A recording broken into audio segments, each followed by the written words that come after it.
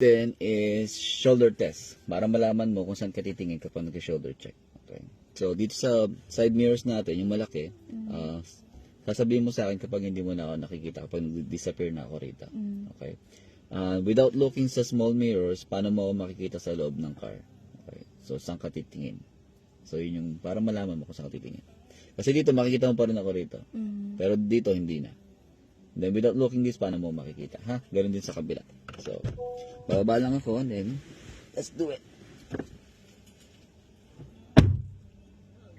Makikita mo pa ako? Opo. How about now? No. Paano mo makikita from here?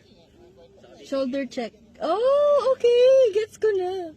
Okay, other side. Dito mo na ako. Opo.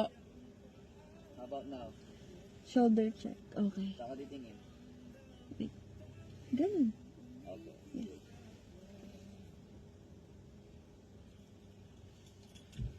So ngayon, alam mo na kung saan tumitingin. Ngayon, anong mga tinitingnan natin? Okay? So, ang tinitingnan natin kapag magra-ride ka, usually car sa tabi mo, car sa point na nandun ako, then pedestrian, and then bike. Okay? So, yun yung mga sina-shoulder check mo.